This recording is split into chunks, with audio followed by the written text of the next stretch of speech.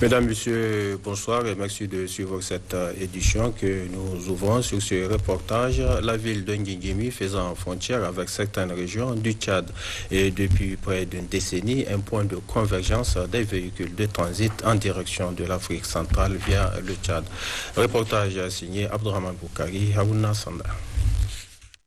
La crise sécuritaire qui sévit dans le bassin du lac Tchad a fait de la ville de Ngingimi un pôle de transit en direction de l'Afrique centrale.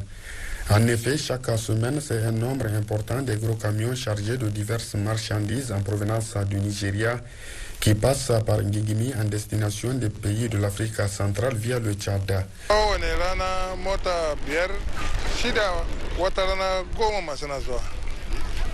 Chaque semaine, nous arrêtons 5 à 6 voire 10 camions de transit. Et cela constitue une bouffée d'oxygène au plan économique, car tout le monde trouve son compte.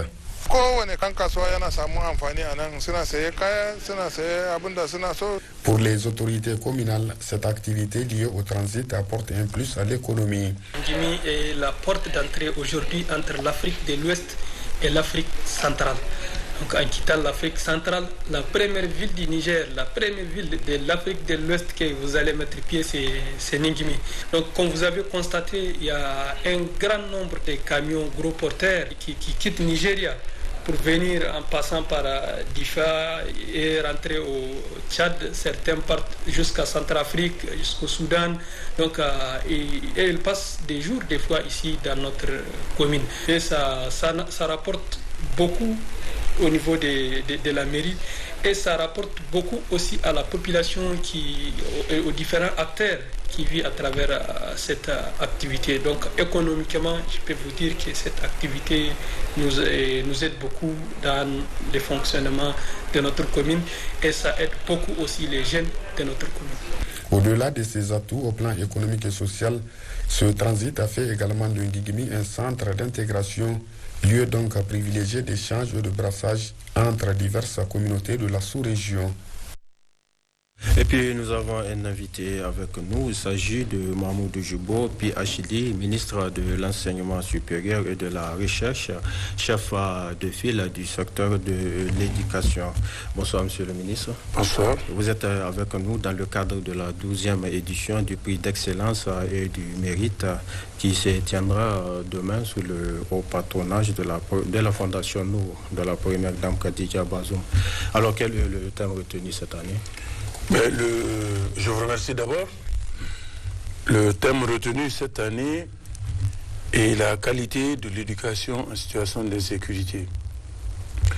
On comprendra aisément que ce sont là deux axes majeurs du programme du président Bazoum, l'éducation, la sécurité, et ces derniers temps, le Niger étant sérieusement impacté par les activités terroristes dans au moins 4 régions, nous de sérieux problèmes qui ont conduit plus de 68 000 élèves à ne pas fréquenter l'école. Donc la question de la qualité de l'éducation en situation de sécurité est plus que jamais d'actualité. Mais qu'est-ce qui est recherché justement à travers ce thème? Ce qui est recherché à travers ce thème, c'est d'abord de sensibiliser suffisamment l'opinion nationale, internationale, particulièrement les partenaires techniques et financiers du Niger et les Nigériens eux-mêmes, pour que chacun comprenne ce qui se passe. Aujourd'hui, quand je vous dis que il y a plus de 68 000 élèves qui n'ont pas fréquenté régulièrement, le nombre d'enseignants ayant déserté les écoles, c'est quand même une catastrophe dans principalement les 4 régions de Difa, Maradi, Tawa et Tilibiri. Il nous faut un sursaut national, il nous faut une meilleure compréhension de la situation, puisque notre programme, c'est la qualité de l'éducation. Alors comment l'assurer là où il n'y a pas de sécurité? Et d'une manière générale, quels sont les objectifs visés à travers ce prix d'excellence et du mérite? C'est d'abord promouvoir la culture de l'excellence et du mérite. Tout le monde va à l'école, Mais il faut créer les conditions d'une saine émulation. Il faut surtout amener les jeunes élèves de le jeune âge à s'engager résolument pour la réussite. Pour la réussite, il ne s'agit pas seulement d'obtenir une moyenne. Il faut exceller puisque la compétition des nations aujourd'hui, c'est la compétition de leur système éducatif. Donc il faut stimuler la réussite des élèves, il faut encourager les jeunes à devenir des leaders, à s'initier au leadership. Il faut stimuler la créativité des jeunes. Dans le temps, ceux de ma génération se souviennent des cérémonies de distribution des prix. Ça faisait la fierté aussi bien des parents. Et ça incitait aussi les autres élèves à faire pareil. Absolument. Absolument. Monsieur le ministre, combien de lauréats seront primés cette année pour ce prix? Nous avons près de 140, pratiquement 138 lauréats. 138 lauréats répartis sur l'ensemble du territoire national. Il y a des lauréats en région, pratiquement 130. Il y en a 94 à Niamey. Et il y a 10 prix spéciaux pour les écoles, d'éducation spécialisée. Et un accent particulier est mis sur la récompense aux jeunes filles, particulièrement les jeunes filles scientifiques. Et quels sont les critères de sélection pour un peu demander, est-ce que ce prix concerne tous les élèves sur toute l'étendue du territoire? Tous les élèves sont concernés. Tous les élèves sont concernés.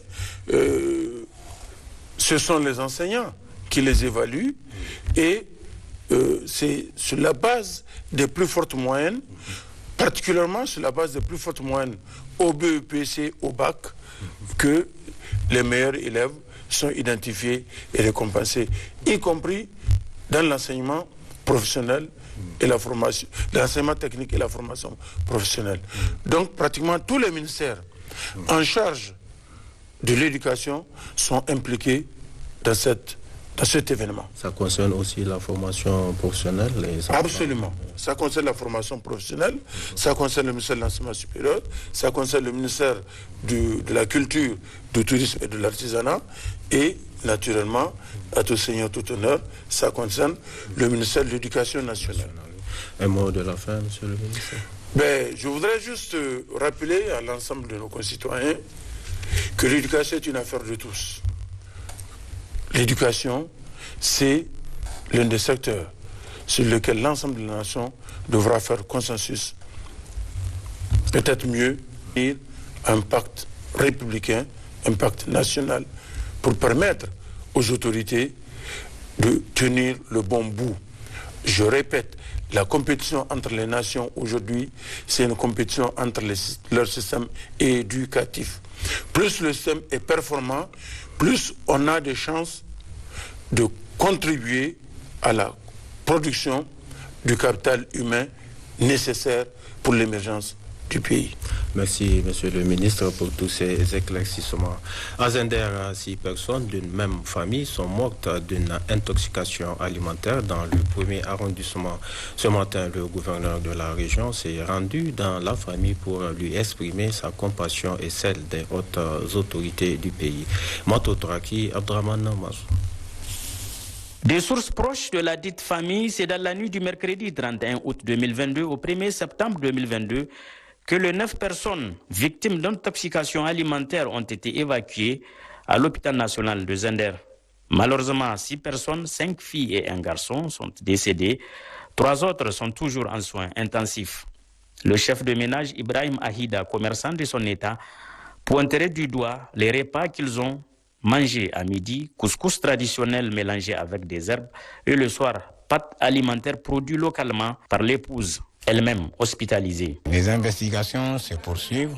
Tout ce qui peut être suspect par rapport à cet événement-là, notre rôle, nous l'avons prélevé. Nous allons faire le rapport, transmettre à qui des droits, et les experts vont analyser les différents échantillons pour comprendre, voir si éventuellement Il y a un agent causal dedans, l'un dans l'autre. Cette activité extrêmement importante permet de prévenir la survenue de ce genre d'événements fâcheux. Malgré tout, le neveu du chef de ménage se console du fort soutien autour de cette tragédie. Ce qui est préoccupant jusqu'à maintenant, on ne sait pas de quoi il s'agit. Il n'arrive pas à détecter la maladie. Nous, maintenant, notre sujet, c'est quoi?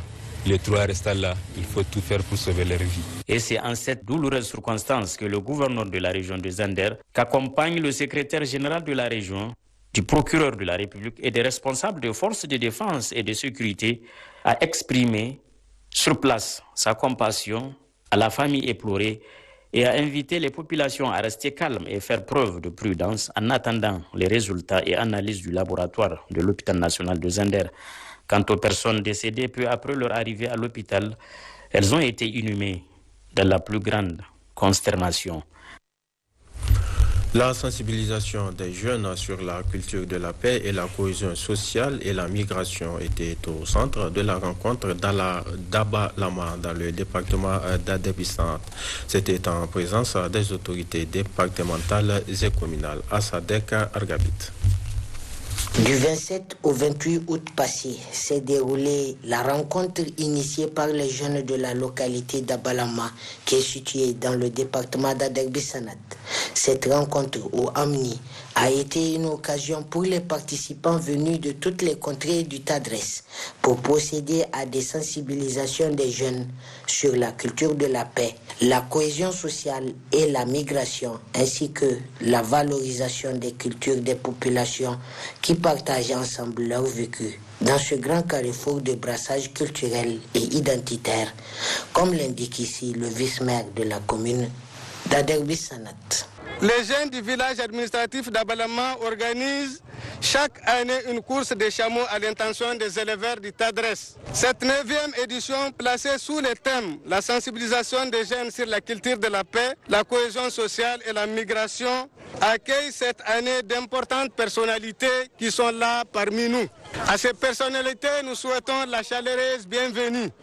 Il est important pour nous de vous rappeler qu'à l'occasion des précédentes éditions AMNI, de bonnes volontés ont contribué au développement socio-économique de notre chère localité à travers les réalisations de certaines activités. 2 jours durant, la 9e édition du AMNI des jeunes aura été à la hauteur des aspirations des organisateurs, où il a été question pour les autorités départementales, communales et coutumières de passer des messages non seulement sur la culture de la paix, mais aussi la coexistence pacifique entre les différentes communautés, la migration ainsi que des activités culturelles et sportives ont été au menu de cette rencontre annuelle. Une page d'espoir dans ce journal. Dans la région de Tawa, la grande finale de la première édition du tournoi des grandes vacances s'est jouée à Bouza. Placée sous le thème de la cohésion sociale, cette finale a opposé l'équipe de Bouza à celle de Tama. Abdelkader Hassan, Sanoussi Falla. Placée sous le parrainage des chefs des cantons de Bouza et celui de Daoulé, la première édition du tournoi des grandes vacances de Bouza a pour thème cohésion sociale. Les parents de cette rencontre ne l'ont pas placé sous le thème renforcement de cohésion sociale au hasard. Aujourd'hui, cette chose faite, l'objectif est atteint. Durant tout ce temps, c'est la joie, ce sont les sourires, la présenterie qui ont caractérisé l'atmosphère au sein des différentes délégations. C'est le lieu d'adresser à ces 5 chefs de canton tous nos remerciements. Aussi à tous les ressortissants de Bouza et particulièrement à l'honorable député et membre de la haute justice El Hadj Al-Gabedata, à l'opérateur économique El Hadj Omar Menesara. Auparavant, le directeur départemental de la police nationale et le maire de Bouza ont chacun intervenu pour d'une part saluer cette initiative qui a réuni les différentes communes qui comptent le département et d'autre part attirer l'attention de la jeunesse sur l'importance de la paix. La finale a opposé durant 90 minutes l'équipe de Bouza en noir à celle de Tama en rouge en présence d'un public amateur du ballon rond qui a soutenu les deux équipes. À l'issue du temps réglementaire, le score demeure de 0 but partout, d'où la phase de tir au but à l'issue de laquelle Bouza est championne de la première édition du tournoi des grandes vacances de Bouza, lui donnant droit ainsi à la coupe plus une enveloppe de 100 000 francs et l'équipe de Tama, finaliste malheureuse, une enveloppe de 75 000 francs. Occasion saisie par le premier responsable du département de Bouza, Haroun Souley, pour saluer au nom des plus hautes autorités du Niger la présente initiative qui s'inscrit dans le cadre du renforcement des liens de solidarité entre les jeunes du département de Bouza. À Dosso, c'est la 6e édition du tournoi de basketball dénommé Coupe Adamou Moumouni Jamokoy qui s'est tenu. Ce tournoi a été organisé avec le concours financier de la fondation Adamou Moumouni Jamokoy et a pris fin avec le sacre de l'équipe de Dosso. Ali Hachimou, Abibouakou.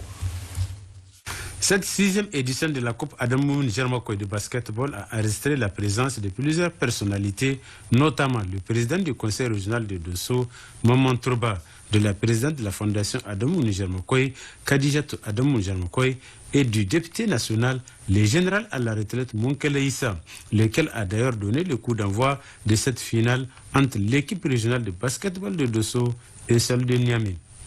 Dès la première partie, les locaux ont pris de vitesse les visiteurs et à la fin du temps réglementaire, le score est de 62 points à 27 en faveur des locaux.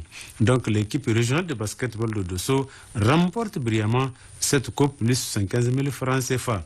Prix remis par le député national, le général à la retraite Moukele Issa. Niamey obtient la 2e place avec un ballon et une somme de 50 000 francs CFA. Prix remis cette fois-ci par le représentant du haut représentant du président de la République. Et le prix du meilleur joueur est venu à Abdelaziz Sedou, prix remis par le président du conseil régional de Dosso. Retenez enfin que cette cérémonie a enregistré la présence de plusieurs invités de marque.